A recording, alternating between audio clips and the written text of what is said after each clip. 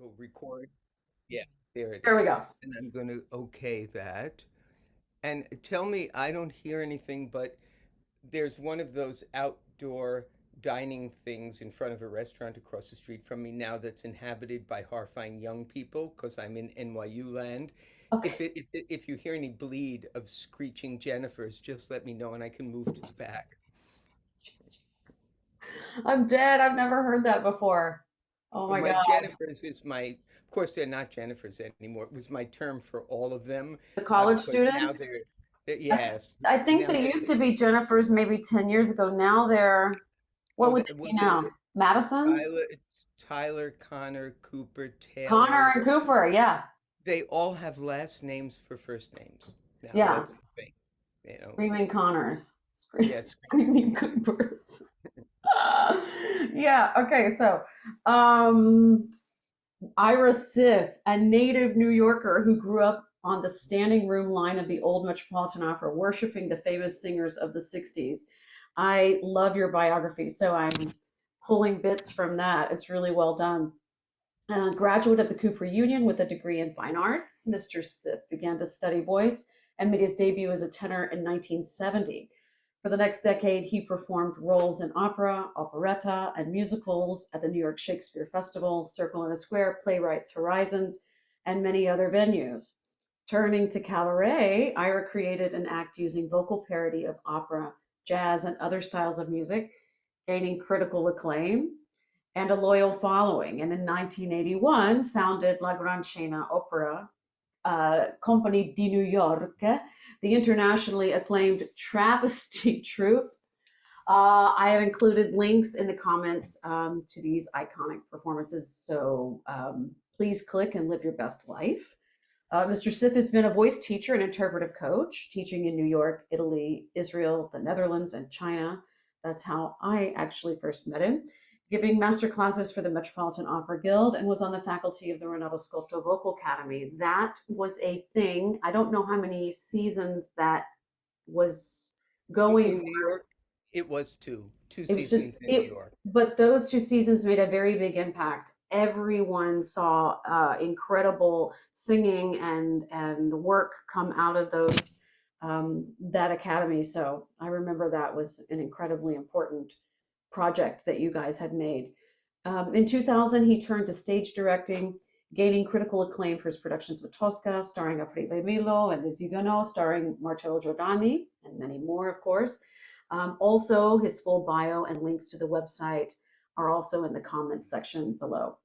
Ira lectures in several classes on opera continually throughout each season, and since 2007 has been a cardinal necessity as the weekly commentator on the Met Opera broadcasts. In addition to directing, singing, and teaching, Ira Siff writes for Opera News as a feature writer and CD and DVD critic, and has written many CD essays for Opera d'Oro.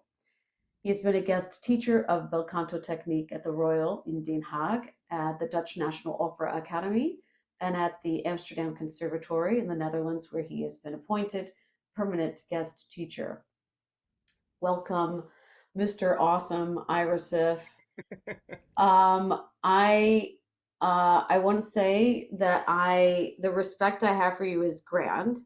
I've always admired you as an artist, firstly, as I first time I encountered you actually before I, actually met you was at a performance at Symphony Space of La Gran Scena, and I'm imagining that that would have been 2007, 8, 9, and that must have been your crowd begging you to revive it for one show. Okay, was that? Am I right? Was that? Had If you it closed was it by then? well, if it was a solo show, Yes. yeah, then yeah, I was at Symphony Space in four, five, six, seven, and nine. Yeah, and then nine, I just said okay. I didn't say okay until I saw the video, and I thought, okay, this is it. I remember Renata. saying to me, because I said to Scotto, I said, why are you stopping? How can you stop? You can still do recitals. You can still, you know. She said, Ira, you will know. You will know. And you just know, you know. I Yeah. thought, okay, this is good now. They love it. I don't think it's really up to the level I want anymore. So basta, and was difficult but easy in a way. It was very Yeah. strange. You just, Well, I yeah. imagine you felt that you have it's been fulfilling and it's lived the fullness of its life, that character. So maybe that's why it didn't feel as though you were leaving something behind. I'm imagining. Well, I knew there was such a thing as YouTube by then, so I knew that there was a way to get the performances starting in the early 80s out somewhere where people could see them and I don't want to say learn something, but they were a tribute to a colorful age that I had lived through. They were as much a tribute as a spoof.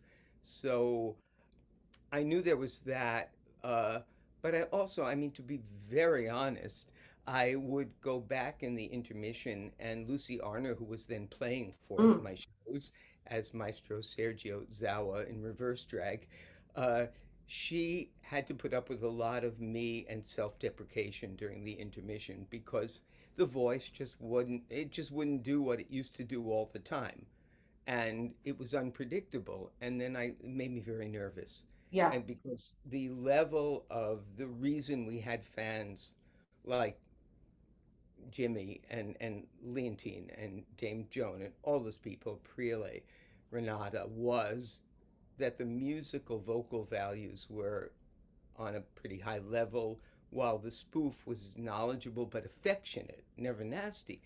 And when I felt the vocal level slipping, uh, I mean, you can only transpose so much so often. Then I just thought, well, okay, I've done it now for 28 years. That's enough, you know. Right. And for those that don't know, that's Jimmy is James Levine, Leontine Price, Renata Scotto. There were many more. All of the Anamofo, many great Oh, Anna, yeah. singers, divas and divos were a major fan of Mr. Ira Siff and Madame Vera Galupe-Borzskh, of course. My so that was my first time I ever saw you, and everyone had been talking about, oh, you must go. I think actually Mignon Dunn had told me, you must go, you must go. And somehow I had landed a ticket, and not long after that, I had the privilege of studying voice and what I am going to also call the interpretation of bel canto repertoire with you. This was a crucial turning point for me intellectually and therefore my artistic development. After that, I'm going to just ask you before we get into that. I do want to really focus on a couple of things. I'm very curious about. I want to talk technique with you. I want to talk, of course, bel canto style. I want to talk all about La Gran Scena and you as a multifaceted and brilliant artist.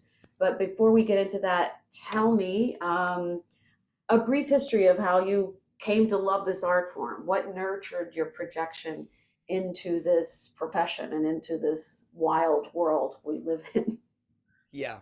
We, as long as we get to talk about how talented you are. Um, it, the When I was 15, and I was in high school, I had this friend, Robert Misbin. Robert was he was very bright, but not. I was one of the popular kids, and I was voted best boy artist in high school.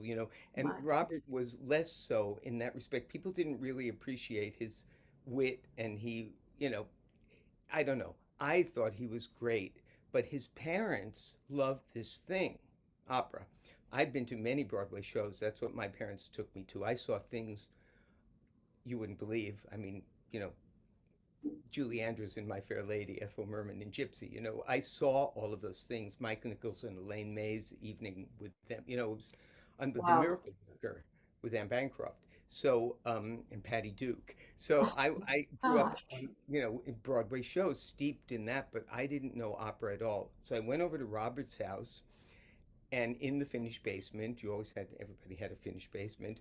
We sat and we prepared with a libretto. I'd never seen a libretto that came with the album, which had just come out of this new singer called Joan Sutherland, who was making her debut at the Met as Lucia. Wow, that was the debut. I didn't know that. That's Yes, giant. yeah, Okay. it was incredible. Oh my And gosh. meanwhile, Robert and I tried to go to the opening of that season, which was Leontine and Richard Tucker in Fanciulla del West. And so, but we could only afford standing room was $1.25 to stand upstairs. So we got on the line for the standing room and it was sold out, so we couldn't get in. But we did get in to Joan's Lucia, the final performance of her debut season, which was also with Tucker, uh, and that was it. I mean, that was it. I left Robert in the dust. I started to go to the standing room 3 times a week. My father worked on the next block as a stockbroker, and when he would pass by the standing room line, I was supposed to be in school doing a project or arts project. I would hide, and then he would go and get in the subway, and I'd pop back up. Um, I was a That's great. lunatic. I really was a raving lunatic, and I went a lot. And I went to things. We had no titles then. I couldn't afford records. I had this incredible thing happened. My brother um, gave me. My brother was getting married. He was almost 8 years older, and as a best man present, he gave me this new thing that had just come out, 2 LP set of Joan Sutherland, The Art of the Prima Donna. Yes. And it kind of made and perverted my whole approach to opera, because what it was this amazing thing with a booklet with essays about the 16 prima donnas represented in the 16 arias in the album, but there was no libretto, there was no text. So it was all about the divas, the divas and the sound that Joan could make, and the music, of course, the music. So it's Bel Raggio, Puritani, Sonambula. It was all this stuff, and I was insane for it. And when my parents were out and my brother was away getting his PhD in Rochester, I would sing along with Joan. So that aspect of my life started when I was about 16. And my falsetto was there, of course, because I was 16. And, I could sing up to an F sharp above high C. And so I started Wow. doing that. But I also started going to the Met. And I got into Cooper Union, which was sort of the premier art school for visual arts in the country. But if you Right. got in, it was free. You had a full scholarship. There was a big competition. I had to do a live drawing competition. I got in, and I went mainly because it was in New York and I could go to the Met. So I was a complete fraud. I mean, I didn't belong in that art school really. By then, I was insane for opera. So I just started to go to the Met, and then I wanted to sing.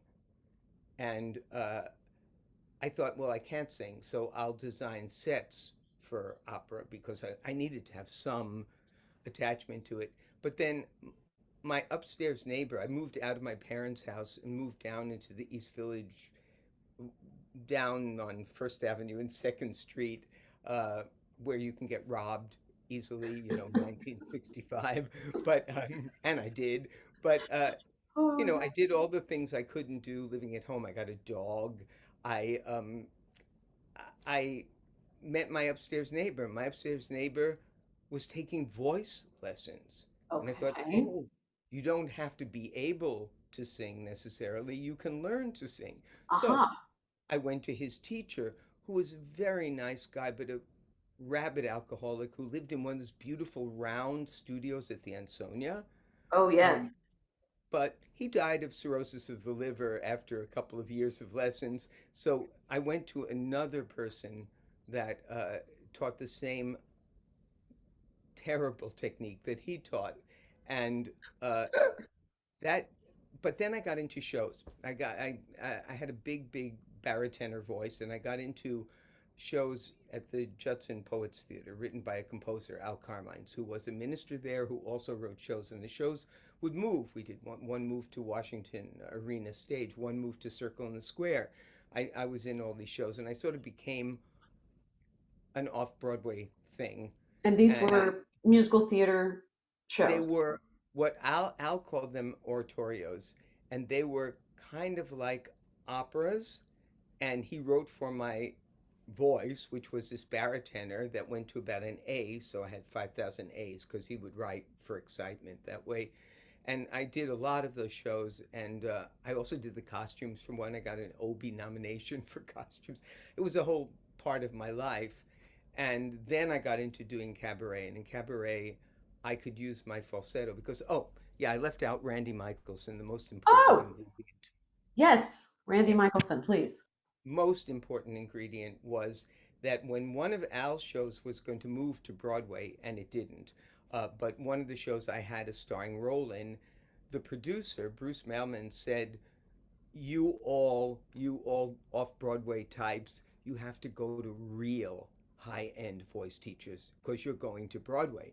So I knew all about Randy for years, that he was Mr. Bel Canto and then became also Mr. Baroque Opera.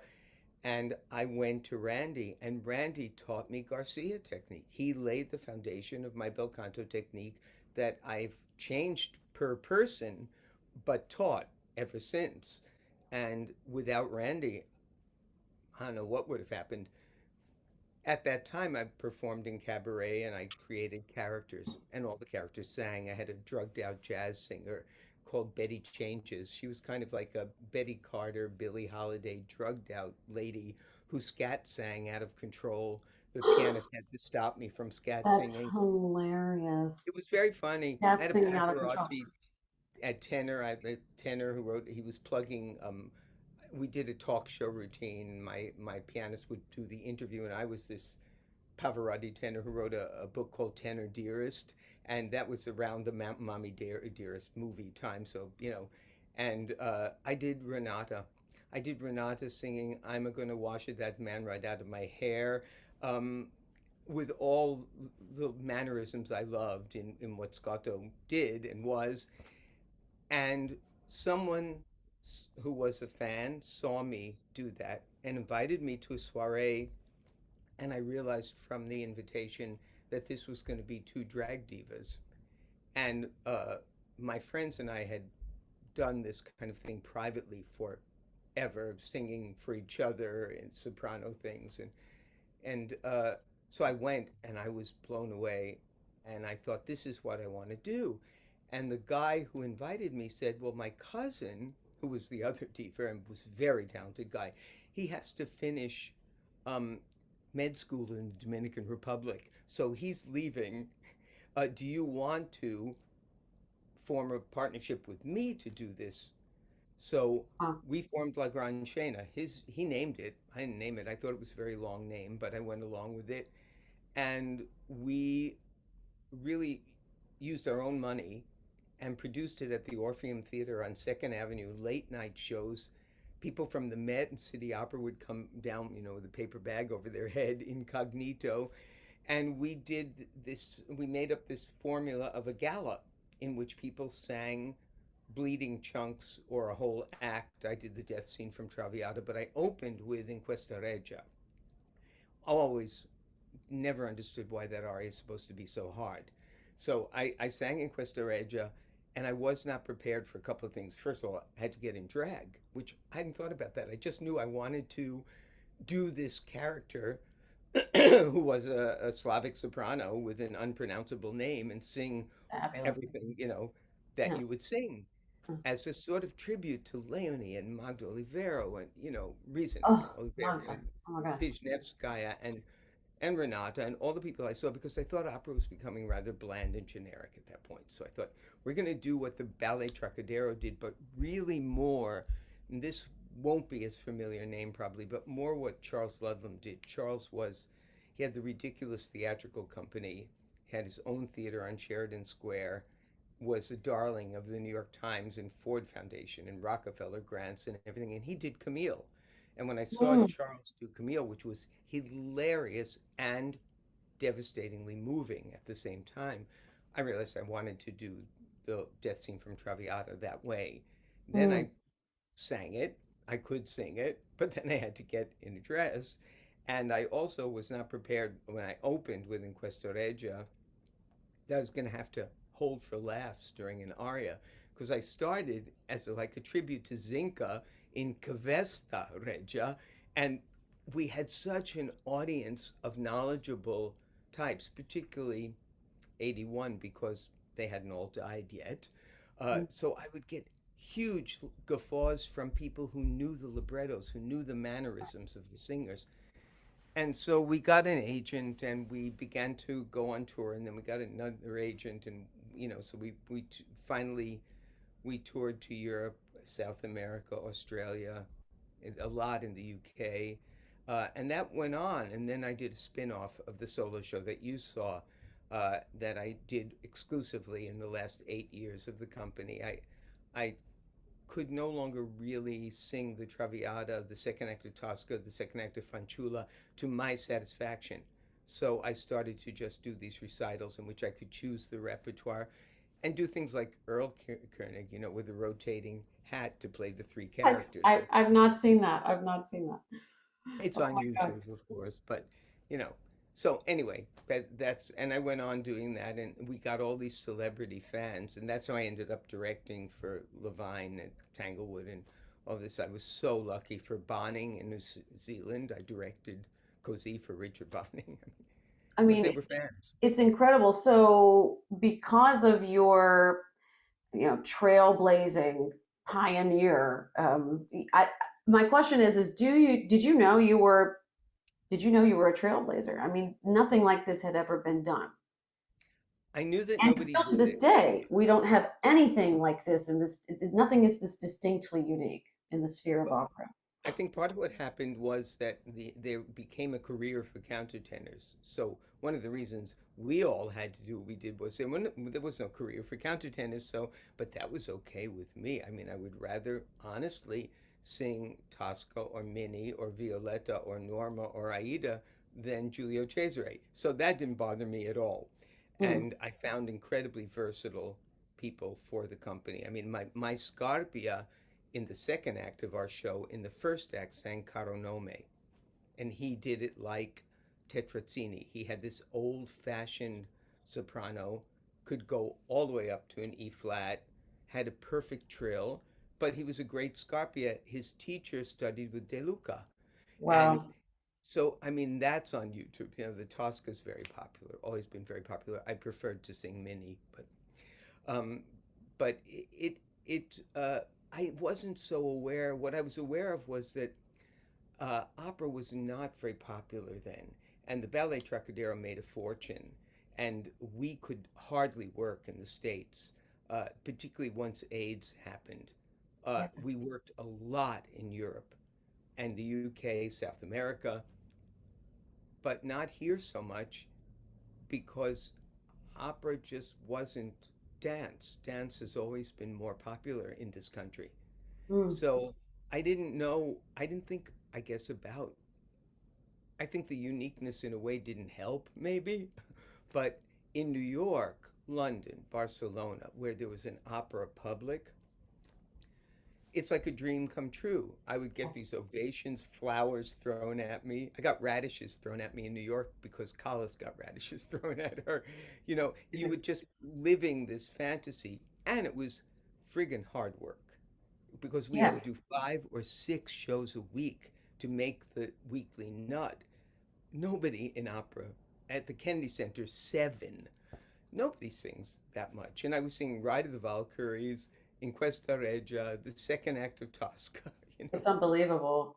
Where were the theaters that you performed this in initially? And So we how long started, did this run? yeah, in the Orpheum, we only did once a week for 12 weeks. That Mm. when we kicked us off. Then at this place called Intermedia, which is now a movie theater on Second Avenue it was a Yiddish theater that was landmarked and it's gorgeous. Uh, we were there running two different programs, the Traviata program and the Fanciulla program, where I sang the mad scene from Lucia and the second act of Fanciulla. Really? What was I thinking? Um, I remember Bianca Berini phoning me and saying, Ira, don't do the second act of Tosca when you do the Lucia. It's bad for your voice. And I didn't think about that. I just wanted to sing this stuff and make Was people moved and make them laugh. yeah, So we played there.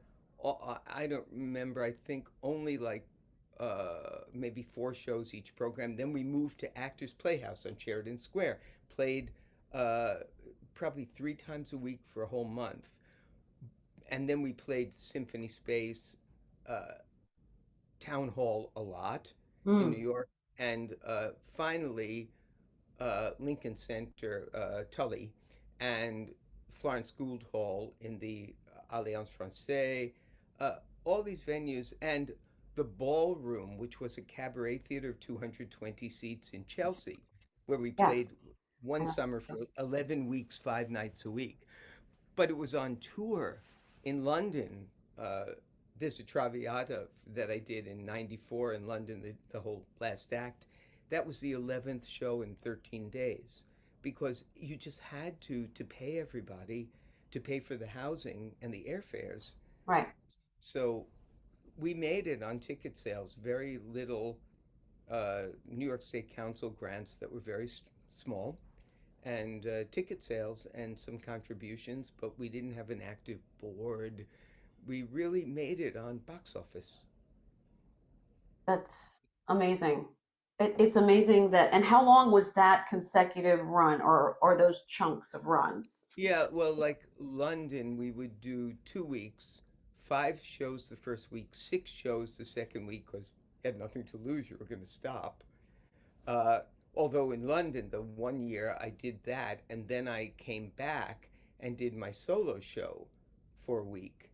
That was a little rough vocally. The Kennedy Center's 7 shows for a week was just a week, and the Terrace Theater, I mean, it was like, but it was 7 nights in a row. Other runs, Hamburg was 6 weeks, 5 shows a week. Wow. The Netherlands, we toured to 40 cities, always ending in Amsterdam for a week, a one night stands where we had a bus and we would go out for a one night stand, but I Wow. wouldn't do more than four a week Wow. Let because me pop back into La Gran Scena. We'll bring that to a close here. But what's interesting to me about it is that, first of all, nothing before it existed like this. There's been nothing like it. It's completely unique. And there is nothing that has since come after, which is surprising to me because it was incredibly successful. It was adored. Um, Anyone that sees it, as a matter of fact, just yesterday in International School of the Voice, one of my students from the Ukraine said, "Do you know this Madam Vera Galupe-Borzskh?" I said, "Wait, are you talking about La Gran Scena?" She says, "Oh, I don't know what it's called." Yes, she showed it to me. I said, "You're not going to believe this, but I'm actually talking to that creator tomorrow, that person." What? So this person that has nothing to do, much younger than me, with any of the New York scene or knew about this, this is wildly popular among young opera singers as well on the internet. that's What I, good. yeah, it's amazing and very inspiring. But I'm curious as why do you think that even though it was so wonderfully received at the time and is now um, iconic, really, why do we have this absence of this kind of creative work and space in our current industry climate? I'd Mm. love to hear your thoughts on that. Really interesting question. I was sure because I was approached by very talented falsettists when I was doing it, who I had no place for in the company because honestly, I had no budget to add and add and add people to take with me. But and I wanted to sing the big roles myself because I was doing all the work, but I gave other people who were locals fantastic performing opportunities. So I was always surprised that there weren't more uh, like spin-offs afterwards. I was somewhat protective. Everything, all the patter, the concepts and stuff are copyrighted because I immediately saw that it could be pilfered and not used in the respectful way that I wanted to be. Mhm. I don't like opera parody that's nasty. That's, Right. you know, Yeah. so, but in terms of this specific thing, I'm very surprised. I think part of it is because it became a legitimate performing world for countertenors, people who could sing high. Uh, the rest of it, I think, has channeled itself into concept productions, uh, to, I think, the detriment in certain ways, uh, to the art form, to singing. The creativity seems to come in this regie, in the stage director's bizarre concepts of how to perform a work unrecognizably for an audience or Mm. irritate the one that already knows the work. And I'm not saying all the productions I did that I liked were updated. I'm not saying it's not about updating. It's about the story and respect for the music and singing, the level of the singing. Uh, so I don't know. I think the creativity is out there, but I think the creativity is channeled in ways that are more about the person and what they think than the art form Mhm. itself. I think my thing reflected my taste, yeah, but it was about the art form and my love for the art form and wanting to give what Leontine called it a fun busman's holiday because people who were involved in it could come and really feel like some tribute to what they did with their whole lives Yeah. was happening. And Was I yeah. think now it's all about the stage director's concept or the performer's whatever. It's not about the art form. It's not a tribute to the art form. Let me take you in that direction since you, from this, I understand that you were then invited because you're so beloved on the stage and you're so excellent in your singing. I want to also get to the singing, but you became a director. You were invited to direct with Maestro Levine, and was that your first foray into directing, or how did the directing start? I mean, you were already a director. You were a producer, director, performer. I mean, everything already. But The how did you directing formally of begin? the straight opera directing, as it were, happened. It was interesting. I went to Bob Lombardo, who was Scotto's agent, and I knew him for decades and decades. He was a big Gran Scena fan. He once said to me, "Well, Renata never sang Turandot, but if she had, now I know what it would have sounded like." So he knew that my work was a tribute to those people. Mm-hmm. Um, and I said, "Can you help me save Gran Scena? We're not getting bookings the way we had been. Cami completely decimated us. I won't go into that because it's a long story, but they didn't do what they were going to do or supposed to do.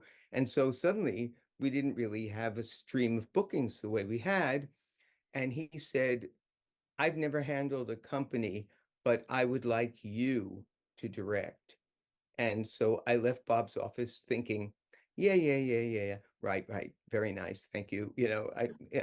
And then I was in Israel teaching in Joan Dornaman's program, and I Mm-hmm. got a call. Would you like to direct Tosca for your first opera? And so I thought, you really want me to do this? Okay. I've sung the second act like 250 times, so I think I know this opera, but yeah, I guess I can, yeah, I'll study. And and then he said, the Tosca is a prelay. And I thought, Oh my goodness, I'm going to start on that level, that's a big meatloaf. Wow. yeah. So it was for Connecticut Opera. It was a prelay. We had a ball. She was very kind and she said, "You are to the manner born." She was very generous. I worked very hard studying and we got along like a house on fire. And she was terrific. She was wonderful in the role. Uh, and then that led to uh, a chance to direct Grand Duchess of Gerolstein in Copenhagen with Ruxandra Denoz. And then Eve Queller said, "Could you help me semi-stage some things? I would like to do, I really like what you do, and I'd like to semi-stage some things at Carnegie Hall instead of just having concerts." So I sort of got my feet wet in Huguenot with Marcello and the amazing Krasimira Stoyanova. And then Wow. we did Adriana, Gioconda, and Fanciulla with Aprile, and with also amazing Eglis Gutierrez. We did Lakme and Of course. Sonamba. And I directed Eglis. Then I got Dorenzi in Sarasota got in touch, and I directed Lucia, Werther, and Lakme there. And so it just sort of started. But the big thing was Jim, was Levine. I got a phone call in 2007, 6, 7, and Jimmy had always been coming to the shows and used to phone me to talk about the shows, but he said, "I understand you're directing." And I said, "Yes." And okay, not the Met. Sorry, I'm not, no. And he said, and he had just started at Tanglewood. Hmm. And he said, "If you had your choice, what opera would you like to direct?" And much to my own amazement, because I just done Così in New Zealand with Bonning, I said Così because I found that story. I fell in love with the music, and I'd never really sat through Così for years. I was not a Mozart person, bel canto, Yeah. Verdi, Right. Verdi. Yeah. So I fell in love with that, but it was the easiest opera to update for economy of production because the story is the story. And so I put it in a beach house in Naples, but Naples, Florida, instead of OMG. I Naples, love it. Italy. I And the love it. girls were showing photos of their boyfriends, but they were on uh, phones. I just took it up to the time that it was happening in and didn't change anything. Had a really two good young casts, some people from the Young Artist Program, some people who wanted to be in the Young Artist Program, with Levine conducting the Tanglewood Music Center Orchestra, which was like whiz kids beyond description. And he brought in Raymond Yevik, the concertmaster of the Met, for the string section leader. It was like being spoiled. I had Imagine. wonderful designers, two sets of wonderful designers, one for the Così, one for Don Giovanni and Ariadne, which I did subsequently. And I was spoiled totally. And to be honest, when that ended, because Jim Levine left Tanglewood, I stopped directing. I just stopped directing. And it was sort of time for me. I had the Met broadcast job. It was a lot of, Bob kept wanting me to go direct in places, but I had to be at the Met for live broadcasts. So it just became too much. 2000 to 2010, I directed a whole slew of operas and loved it. And it was a lot of work. You do a lot of prep, but I Yeah. loved it. And I Yeah. was So very, you ended, so to speak, your directing profession on a high note, quite I literally. think I mean, the that's Tanglewood thing, yeah, this Ariadne got wonderful pinnacle. reviews, and I had some lovely singers. And yeah, I was very, very happy. But I was also coincidentally, it was almost like when I stopped singing, I thought, okay, it's time to stop with the directing. It was sort of like, yeah, I have to be at the Met. I can't go to Dallas and do a Carmen and then be at the Met on a Wednesday and a Saturday. And I tried it. I did Così in for Florida company, oddly near Naples. Uh, um, I yeah, and I was traveling back and forth. I just couldn't do it. It's just So too I much. decided, What's interesting to me, a lot of things are interesting, but I'm curious at how it was not. I mean, I'm sure it was a challenging decision to leave directing and stay in New York to just continue with the broadcast. But it's interesting that each of these um, these chapters, so to speak, of your life, your career, begin to make a little bit of a narrowing, and it seems to not be so difficult for you to then allow yourself to transition and be fluid with the next thing. That is incredibly unique. I don't really know anyone who is able to do that. I think a lot of people live in fear, right? Of what if I leave this? Who am I now? But whether or not you feel that or not, it doesn't show in your career. It genuinely looks like this Renaissance man, this person who just keeps being great at everything and then says, okay, I've conquered that, you know, a Da Vinci of sorts, and then you're now in this thing and you're brilliant at that too. So tell me about the Met broadcasts. It looks to me like, you know, okay, well, what is Ira Siff about? Well, he has all these incredible facets. He's incredibly gifted at everything he does, and each thing that he chooses to do, he focuses as much as he can on the one thing, which is, I'm sure, one of the big keys to the success of each of those ventures in your life. But it seems to me that the overarching um, theme or passion for you is really the art form itself, like a Gesamtkunstwerk of opera, of the love of the entirety of the thing. Because in each of these phases of your career as an artist, that has been the thing that carries you from not I'm just a director, not I'm just a singer, not I'm just a teacher, I'm just a lecturer. I am a lover of thisness. And I am, it's as if you want to celebrate every single aspect of it. I recognize that in you because I have a lot of that in me. But I am not as I'm not as good as you are at learning when to do the one thing at a time. I kind of try to do it all. It's a little insane, but yeah, talk to me about the Met broadcasts. You are so beloved. No one knows them without you there. We were Mm. speaking a little bit about that before we began recording, but you are the staple. You're the principal. It's Ira. I'm very lucky. So I should say right at the outset, in terms of what you were just talking about, that I've fallen into things with an incredible serendipity. So uh, the reason that they've kind of fallen in place for me is that one thing has led to another, but it's not, honestly, it is not I. It is fatalita. I mean, it's just happened. I've been so lucky.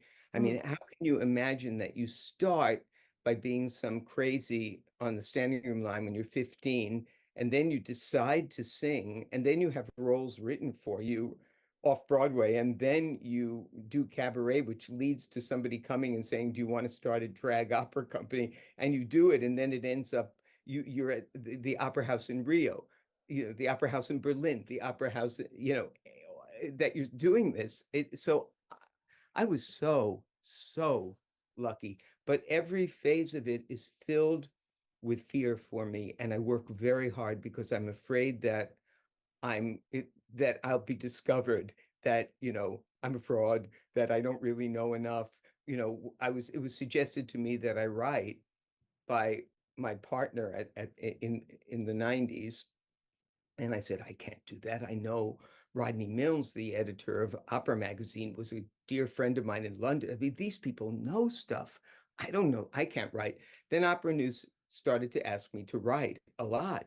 So then I worked very hard to catch up with knowing how to write features, with doing interviews. If I had to do an interview in a language I didn't speak, I would engage an interpreter myself and pay for it in order to do a successful interview with someone who didn't speak English. So it was a lot of work. The directing, huge, 6 months easily of preparation on an opera before I directed it. Uh, the thing with the Met broadcast is just very simple. Uh, in order to plug New York performances, I used to go into WNYC, the public radio station in New York, mm, at Vera, and I would be funny, and I would sometimes bring the pianist and sing and help NYC fundraise during the mm, like fundraising weekend. Margaret Juntwaite, who was a classical DJ on NYC, phoned me and said, I heard you on or maybe I did the fundraiser with her one weekend. She said, do you think you could come in as Vera? I'll ask you a question. You will not answer the question, but you'll go on and on and on. And that will be the excuse for having to have you back next week to answer the question. So I said, sure. So I wrote these monologues where Margaret would ask me about opera, tenors, diet, politics, and I would go on as Vera. I'll send you the CD, but there are some cuts on YouTube. I'll send them to you because it was funny. Uh, and I didn't allow Margaret to see the script ever, so that her responses and her laughter were spontaneous. We were supposed to tape 5 of them. We ended up doing over 60 of them over the next 2 years. Every Wow. Sunday, they would play them. We'd tape like 5 at a time, or 2 or 3, however many I would write. And then we go in and we tape them. Well, then Margaret became the voice of the Met. She became the host of the Met broadcast. And then they were looking for a co-host. So they had Beverly Sills, they had Joyce DiDonato, who was fabulous, but she had a career. She couldn't be co-host. They had all these people, and they tried me out 4 times, and I really didn't know I was being tried out. I just thought they're desperate, and they phoned me at, you know, and said, "Can you come in? It's Wednesday. Can you come in Saturday and be the co-host?" And the opera is Boccanegra. And so I said, "Oh, I don't think," and I was sitting next to Scott Altman, who ran the Opera New Jersey in Princeton. I was Mm, directing mm. Turandot for him. And he said, "Say yes." So I did. So I went and I did that. And then while I was there, they said, "Nobody knows anything about Egyptische Helena." I said, "Oh, I do. I just wrote liner notes for Opera Doro about Leone's historic. Can you come in and do it? Because we're having it with Debbie Voigt. No one knows, So it was a fluke. I mean, it was total because of Margaret saying, "Why don't you call him in to audition? Why don't?" And I didn't know I was auditioning. At the end of, I did 4 operas for them: Yenufa, Turandot, Egyptische Helena, and Boccanegra. And then they called me in, and I thought, oh, maybe they want me to do 1 or 2 next year. And then they said, "We're inventing this job. It's called co-host." And then they changed it to commentator. And we want you to do all of them. And that was Wow. that. And that I was was that. very lucky. And I start writing the February before, when I find out what the operas are going to be, before the next season, because I have to write 27 broadcasts this year. Yeah. And then my Wow. boss, Ellen Keel, edits them. She's brilliant. And she writes Deborah's parts, the synopsis and so forth. And then mine gets down so it fits. And then we rehearse it 2 or 3 times, and then we go in and either do it live, or if it's pre-recorded, something pre-recorded, then we record it. So Wow. it's You know what I'm hearing again, though? You said, well, I was worried that someone would discover that I wasn't really destined to do this or this wasn't my real calling.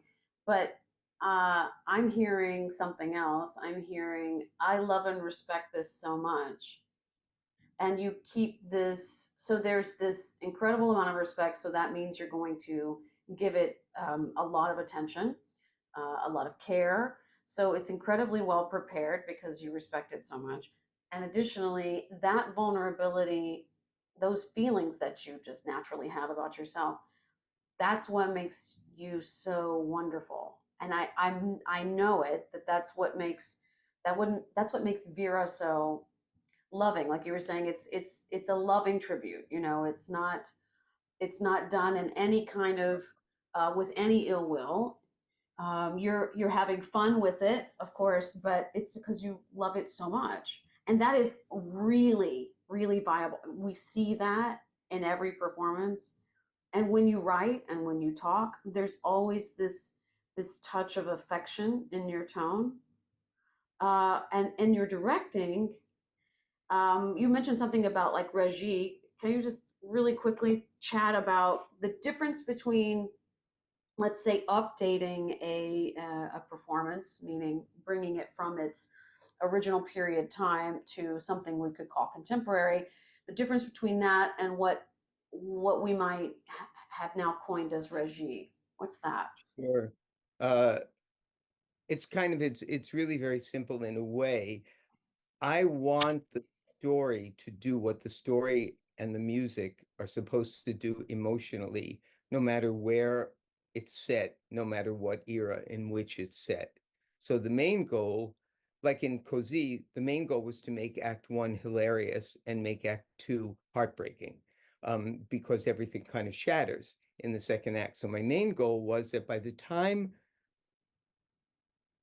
Fiordiligi was sitting, well, I made it the edge of a pier that extended over the orchestra pit to sing Per Pietà. I wanted people to be heartbroken for what she is feeling. But before that, I wanted it to be as funny as possible so that the contrast that I thought Da Ponte wanted, I thought, and Mozart, was clear. Uh, there are some operas I couldn't update Lucia. I just didn't update Lucia. Um, and if the chorus was static, the chorus was static. I tried to make the Lucia very exciting. So I also approach each piece, each opera, trying to understand what's inside and what I can pull out. And then there's something that I used to call coffee table ideas, which is what I discard, like brilliant notion that I'm not going to use because I realize, oh, come on, that's too self-consciously clever, so get rid of it. What are some of those coffee table ideas that you threw out? Do you remember any? I don't exactly because it's been 14 years since I've been directing, but I do remember one thing when I met with Jimmy Levine before Don Giovanni to present him with my production concept. Uh, and I had this idea because the Da Ponte operas, the Mozart Da Ponte operas, all take place within 24 hours. So Mm-hmm. I thought with Giovanni, and I was very insecure with Giovanni. I mean, I always feel like I don't know enough. I was going to have a clock, and the clock was going to begin during the overture, and slowly the day would transpire.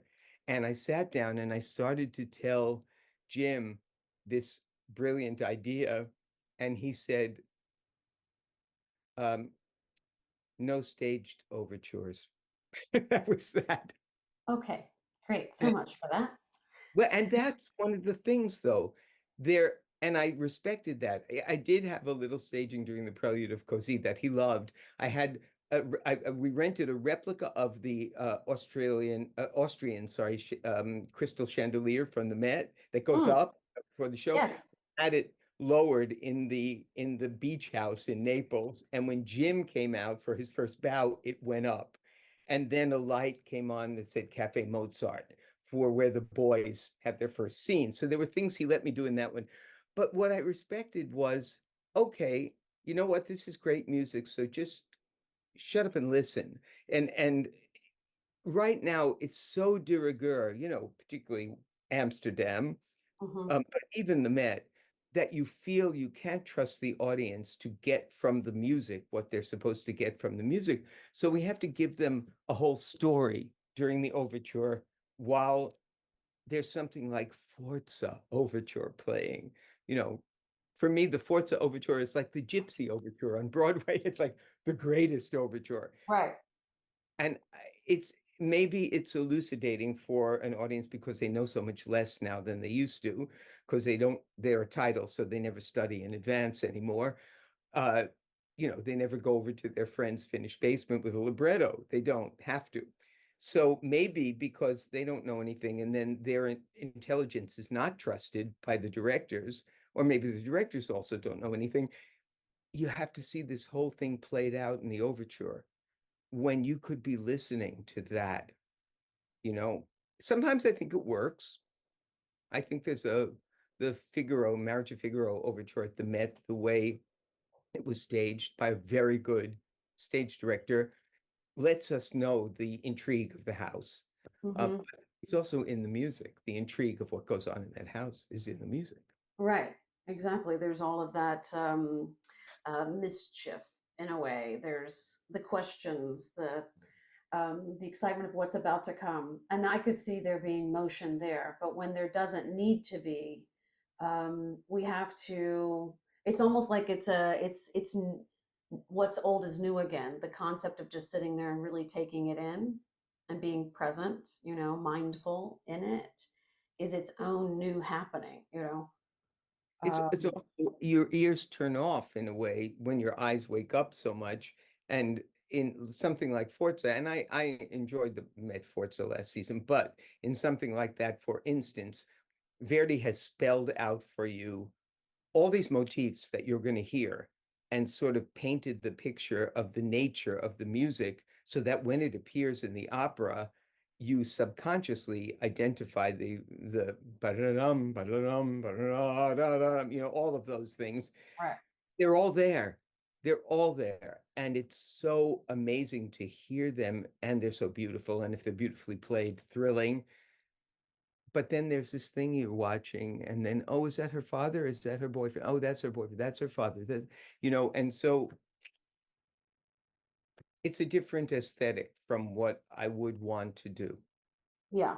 I want to, before we finish, go to the thing that I think is was most instrumental for me and you, and why I really wanted to talk to you is to say thank you for teaching me about what bel canto is.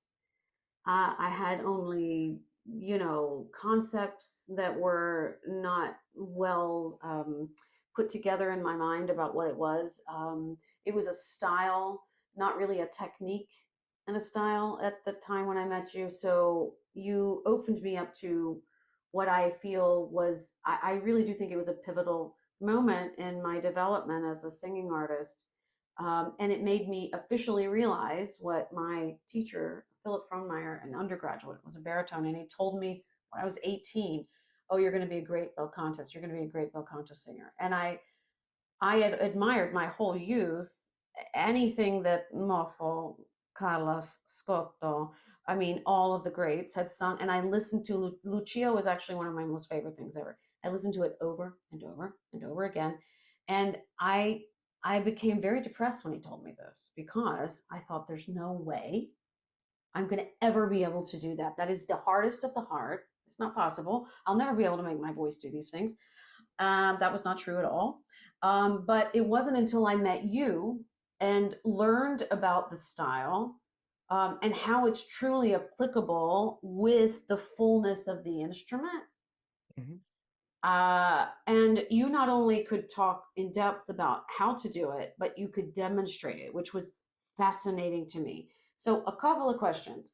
One, I want to talk about where more of maybe it was from Brandy Michelson, where you got a lot of that original training there, and how you put that into your own voice and rehearsed it in there. But additionally, what are the vocal distinctions between, let's just stay with male voices, tenors, is there a difference between a male sopranist, a falsettist, um, a countertenor? What are the distinctions you could say in terms of facility and tessitura, in your opinion? Well, I think that one thing is, of course, I owe everything to Randy, because when I got to Randy, I really had no technique. I just hadn't needed one really. And I had to operate as a tenor or sort of high baritone. And Randy taught me right away, and he did not want me to sing soprano. He became a fan later, but he didn't want me to sing soprano. He thought it might harm my tenor voice. He was absolutely right. But by the time I was doing Gran Scena, I really didn't care. Um, I wanted that voice, and whatever it did to my chest voice, I'm sorry, but like, 100 Fanciulla del West Act Twos will kill your tenor voice. Um, but I didn't care. But Randy taught me Garcia technique as a fundamental. Like Randy was very basic about Garcia vocal technique, and Garcia created Alma Viva. And his entire technique that he then taught his son, who became the real pedagogue, Mm-hmm. uh, was based on how to handle vowels, breath, vowel modification, upper register, in bel canto music, in Rossini, in Bellini, in Donizetti. So what I discovered with Randy was how to do an open vowel, how to do a modified vowel, how to reopen a vowel but not by spreading in the upper register. Um, I learned how not to, like, not to support with the diaphragm, but to have the breath be freer rather than thinking that it should be some herniated thing and that that Mm-hmm. was. Mm-hmm. So Mm-hmm. he taught me all of that stuff. I had to learn by teaching how to apply it to all these different people and to myself. And sometimes I wouldn't apply it to myself. I look at videos of Madame Vera now on YouTube, and I think, oh, I'm spreading the crap out of that. But it is, I'm opening with the Ride of the Valkyrie, so I needed my B and my C, and that's what I did to get it. But I wouldn't teach it that way. Yeah. Uh, and over the years, I learned the most of how to apply that by teaching people like you, gifted people to whom bel canto technique could apply and could help them become who they were as singers. And it wasn't imagery. It wasn't, well, it's like a cloud floating over Yeah, Poughkeepsie. and gliding onto the no, it was like real anatomical, scientific Yeah. I mean, material, legitimate. and I'm not that kind of physiological pedagogue, but if your tongue is doing this or something, I see it and I hear it and I fix it. Mhm. If this is close when it needs to be open so that you can hit a high D without doing a to hit the high D, I can help you do that. If the breath is herniated, I can help you free it up. And I can still demonstrate a bit, but I'm 78 and it just doesn't come the way it did, but I still do it. And the singers seem to get the kinetic I connection. learned how to.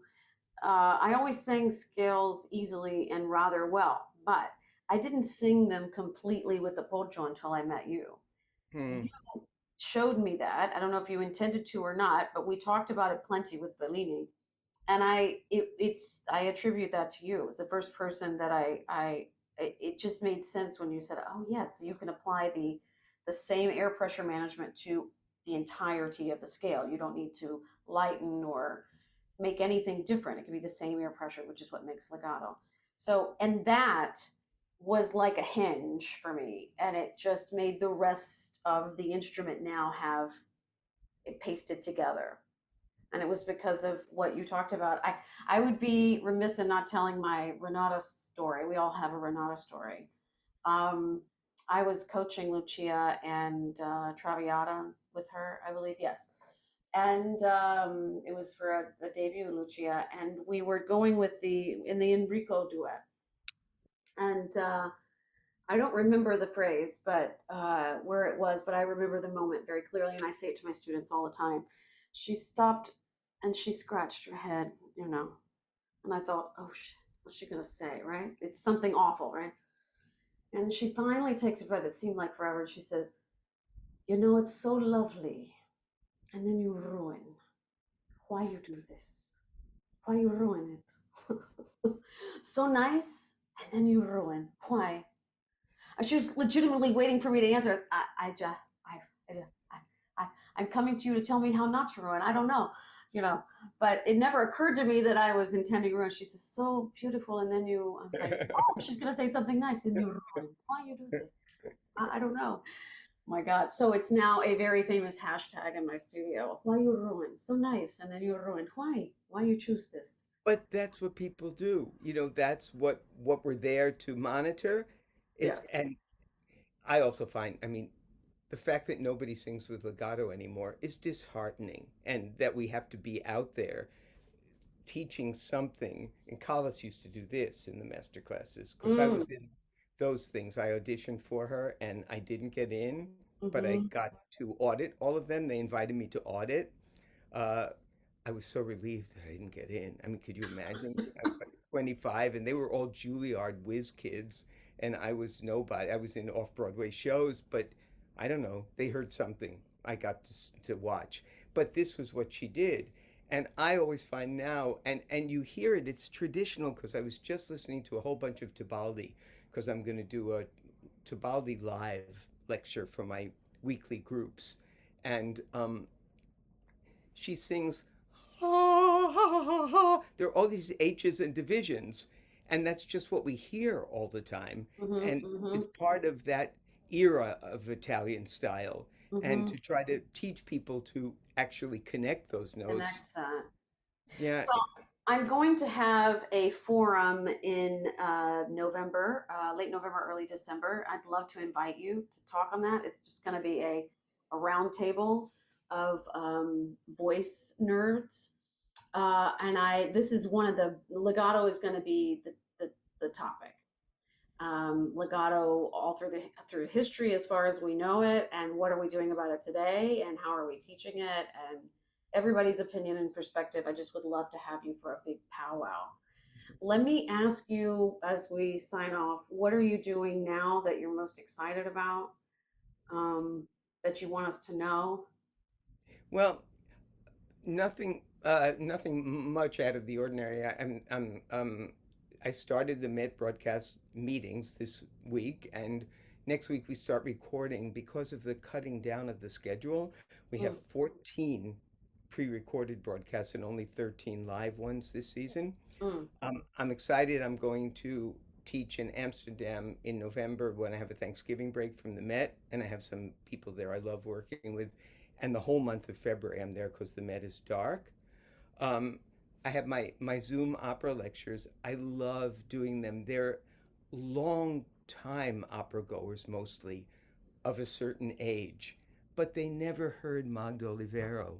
They didn't know what they were hearing really, and they come to life, and they're really smart people who've had interesting careers and are now many of them retired and devoting this time to learning how to listen, and that's just so fulfilling. So every week there's the theme. This week it's Divas from Down Under Part One. So there'll be a dribble of Dame Joan and Kiri Te Kanawa, but all these people like Florence Austral or Elsie Morrison or Margareta Elkins that they never heard of or heard. So I love doing that. And I would like to see you in a more public arena with your knowledge.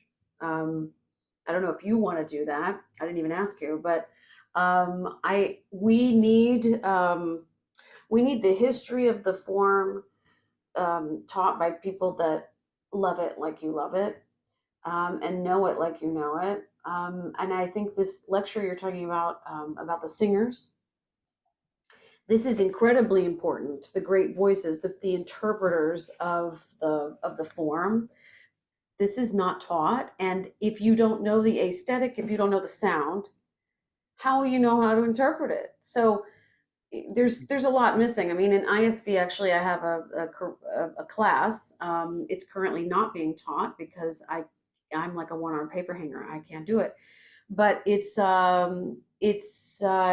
like an opera history course, but it's more about the interpreters of the form. So it's about the individual singers, and I would have loved to have gotten this education. I think we could have jumped big bridges in time.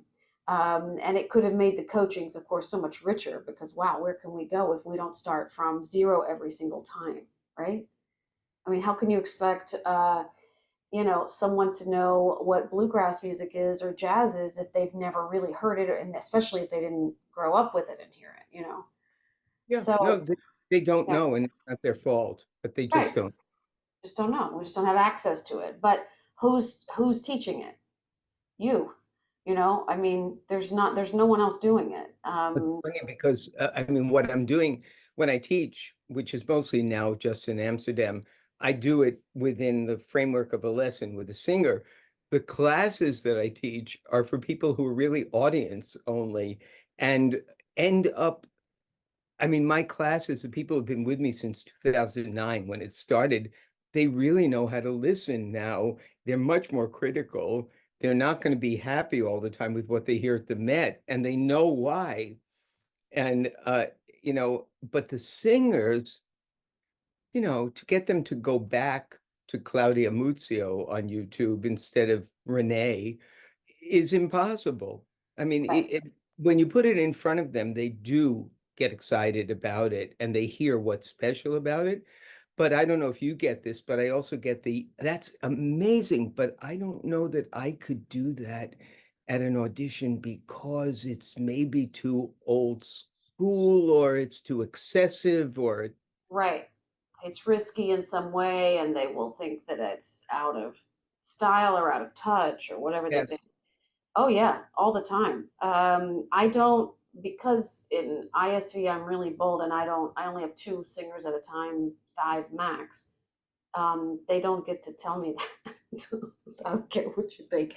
You're gonna do it the right way, and to hell with the rest of what anyone thinks, because I mean, you can't be Kandinsky, you can't be Van Gogh, you can't do anything unless you are creating whatever that reality is for you through this, through this technique and through this interpretation. This is how we're going to do it, and you use this, and you have this vessel, and it's your experience. So if it sounds like something else, we have a problem. We have a problem.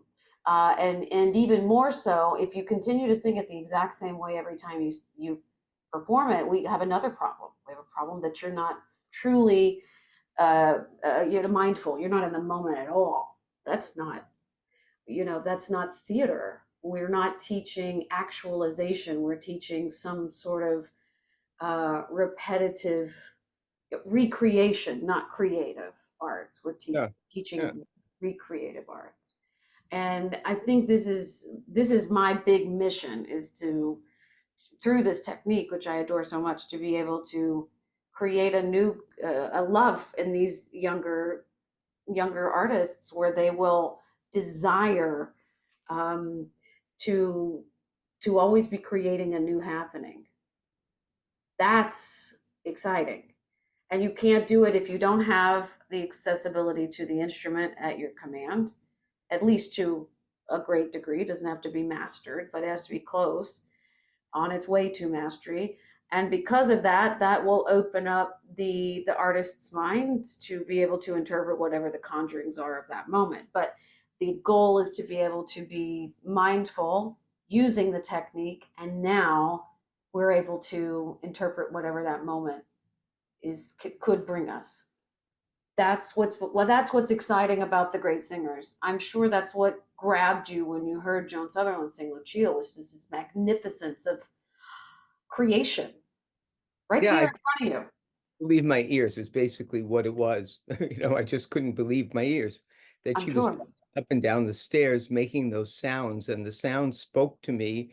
And actually, Tucker also, who did not end up being one of my favorite singers in certain ways, but his final scene in Lucia, those final ascending phrases, Bella alma innamorata, I'll never forget standing in the upstairs standing room at the old Met with that clarion noise coming, pouring out of him, was, I'd never felt anything like that in my life. God, it's amazing. And we just keep chasing it, but it's so important to be to talk about it like we're talking about, to teach it. That's why I wanted to do this series, because I want to create a space, much like the James Lipton's actor studio, a space where Yeah. professionals and amateurs and lovers of the form could talk about the form, um, not just to edify ourselves and those who care to listen, but far more importantly, to talk about how to keep it not just alive, but how to champion it forward. Where are we going? Where are Who we are going? we And what are we going? going to do about it? That I have to answer these questions. A student of mine is doing her doctorate, uh, and she sent me all these questions about the future of opera and the direct. And I wrote back and I said, I'm going to do my best with this, but mostly it's I don't know and I don't care because I feel like, stop beating this dead horse. It's a sea of blue hair at the HDs. They were designed to be cheap so that young people could go to the opera, and no young people go. And the Met is a sea of empty seats. So, I can't tell anybody about the future of it because I'm not sure there is one. And, you I know, think the future is, if there is one, it lies in the present. The answer is right now. How, and my only answer, I don't know if I'm accurate or not, but I believe it lies in the mindful performance in the happening with that individual artist each time, just like you direct, just like you do your speaking. It is in love, and because of that love, I want to serve it the most truthful way I can. Oh The yeah, love of that, not the love of the self yeah. doing that, which But is social media, how many followers do you have? I mean, I know that the casting director of Munich said if I have two singers of generally equal quality, I'll take the one with more followers. mm, And my jaw fell on the floor, but that was like 3 years ago. My jaw fell on the floor. Now it doesn't surprise me at all. mm. Well, I aim to go against the tide. I give no shits about any of that. I often say I am the no bullshit show. I have an allergy to it. I don't care. What I do care about is the love of that music and the love of those artists that love it like that. That's what I care about. And I do think that the audiences, if they're introduced to Oh real yeah. substance, they know what substance is. No, they respond. I Yeah. remember when Ermin Eliyahu sang Violetta at the Met, Mm. the response compared with I won't say who, other people who were really, one was really good, one I don't think was so good, but she's a flavor. Uh, but Erminella, the audience levitated and went berserk, and they didn't know exactly why. They just knew they were responding to this amazing creature doing these amazing things. If you There put it it is. in front of them, but if it's a steady diet of I won't mention who, or voice competition crap on reality television, or 11-year-old girl singing Nessun Dorma on competition crap, then people don't know how to listen because they're just not exposed to it. Right. And Yeah. then go and they don't have a catharsis, and so they don't go back. So it's sort of also Bingo. the So empty seat syndrome. exactly. So there's not an a society, you could say, or a group in the industry, enough of them anyway, doing their damnedest to garner those experiences of mindful singing. I mean, yeah, that's like my whole mission in life is mindful singing, because mindful singing means art, means creation, whatever that's going to be, whatever that's going to be. And that's why we are literally on the planet, in my opinion, is Well, to, there are just not many that I see, not many of those out there right now in the visibility spots that would really help with that. And one of the reasons I was very drawn to Erminella was that she does that. And if you go on YouTube, there have to be 10 Traviatas with her. Everyone is different from the other one. there you have And, it. There you you have know, it. That and means she was alive. That means she was present. She was thinking. And the human mind thinking while they're creating something new is magic. It is the essence of our, quantum existence. We could go that's on. what Alice was like. I mean, I only saw her a few times, but the two Toscas I saw, they weren't the same the two nights within Oh, one thank week. God. Thank They weren't God. the same. And she had this brilliant framework that Zeffirelli created for her and Gobi that she and he brought to the Met in their Fakakta production. But still, they inserted that into the Met production. And it was Corelli and then it was Tucker. She was completely different with the two of them. And the geography was sort of the same in the second act with Gobi, but the responses were alive and the phrases, the way she would say something, la corona, lo stemma, was different. And Because maybe she was alive in there. She was alive. She was thinking. It wasn't just that, repetitive regurgitation, that rote memory junk that I believe that's what kills the form. It's because you're right. People get into the theater and they don't have that experience. if I Like, hadn't oh, that had was that nice. yeah, exactly. Nice eek. Nice. I'm If gonna I die. hadn't had Either I hope you hated it or something. Where is the anything in that? Where is yeah, the where is I the love? really I mean, exactly that. I mean, if I hadn't had those experiences, if I hadn't had Scotto's Butterfly debut, I wouldn't have become the performer I became, literally, because that experience of what she did that we weren't prepared for. And then I went back 4 times because you couldn't believe it. And it wasn't the same. And I wanted that same experience. And then I realized she's not going to do it the same way every night. So then every night it was a different experience. And some of them were more vivid than others, but she was doing her thing in the context of this opera in an alive, risky way every time I went. This is a really interesting subject, and we it's not really for this show, but it's for a drink.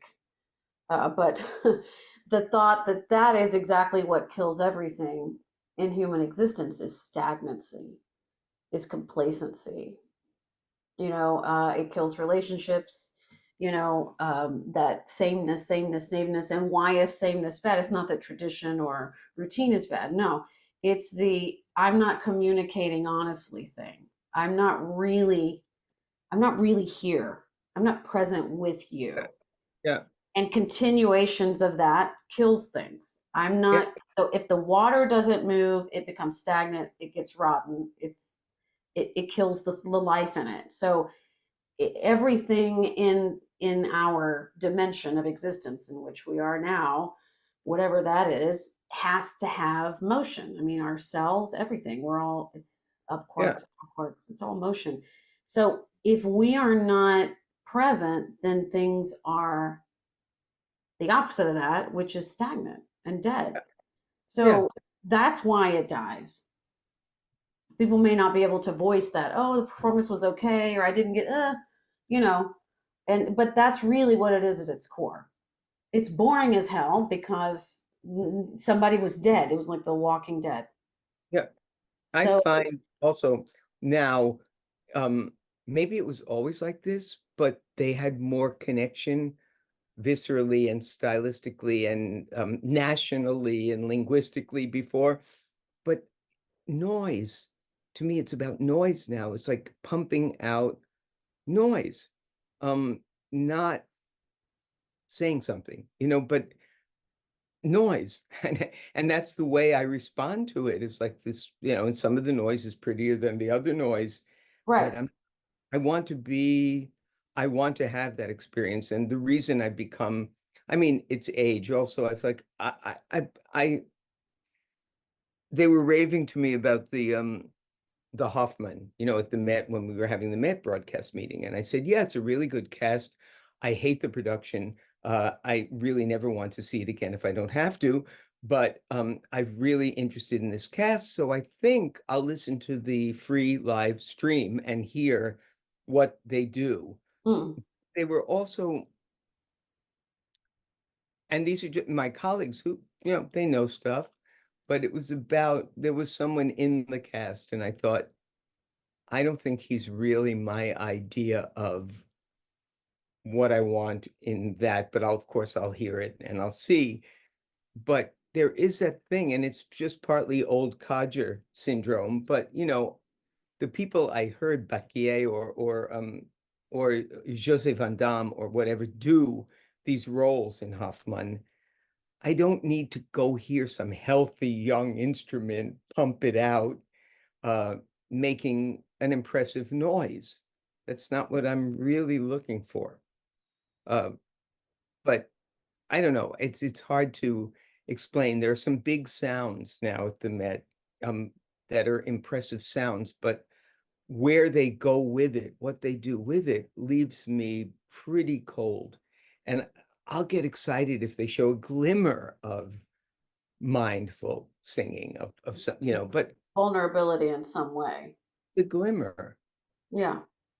Yeah. Do And you think that is because they don't have the practice of connecting to it, whether they can or not, or is it perhaps not quite encouraged by directors, production, I whatever, think not conductors? quite encouraged in the teaching and the coaching. Mm, That's what I think. It's mm, if you get into a production, I mean, you have to be, I guess, a certain status to do that. But like when just to hark back when I wanted to see Erman Eliyahu's Violetta because I had seen it on YouTube so many times, and I loved her Butterfly at the Met. Didn't like the Liu as much, so it isn't like, oh, I'm gaga, but I thought this is an extremely special artist. Her Antonia in Amsterdam was extraordinary. So I thought I really want to see what she does. So I went and I was completely blown away. So I sent a number, I recommended it very highly, and a number of the elderly people in my Zoom opera classes went, and they just didn't even, they couldn't believe what they had seen and heard. Yeah. So it was put in front of them, and they had all liked Nadine Sierra. She was really good. They had all seen that because it was the HD, of course, went to her. And the broadcast went to Angel. But it was Ermanella who was the Violetta. She was the one on the Zayani level of, being there and could deliver the astonishing piani. I mean, it was also done through the sound as well as the acting. And so if you put it in front of them, yeah, but that was what, two or three Violettas in an entire season of 27 weeks of performances, of which I saw many Hmm. work. Hmm. And that was the only thing I saw that was like what I experienced with Really moving. Otto, Stratus, Vickers, Callas, Rieseneck. That was really galvanizing. And it was the only time I really I don't get choked up at Traviata. I get choked up at the end of Bohème. Puccini is so brilliant. I don't get choked up at Traviata. I get kind of sad, but it's but with her, I was choked up in A Forse Lui. I mean, it was like that. That's what you want. Wow. Wow. And she's crazy. She's so into it. She told me that she realized that she had had COVID singing Violetta before people knew what COVID was in like January of 2020. And she said, I was so unable to breathe, but I felt like this is really what she's going through. And I'm going to try to get through this living it once instead of simulating it.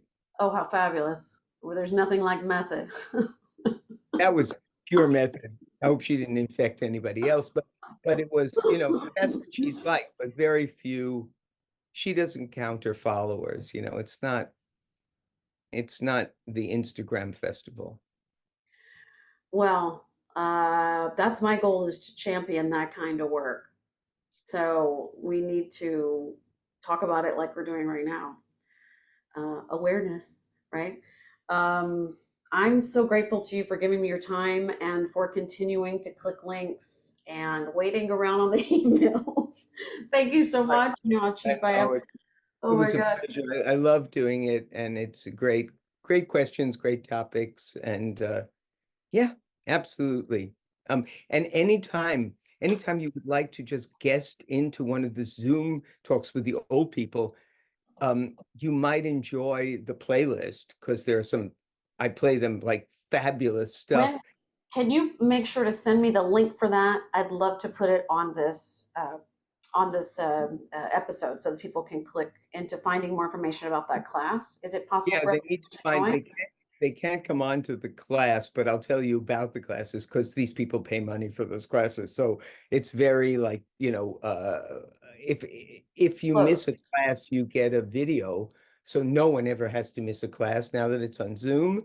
But I don't, but the links to the actual, you know what I'm saying? The links to the actual classes, somebody paid. So I'm not, but for someone like you, if you'd like to just join one Monday or Tuesday if you're free and just hear the class and That would because be like great. some of the singing, some of I spoil them. Some of the singing is You should think about making that a subscription series, a video subscription series.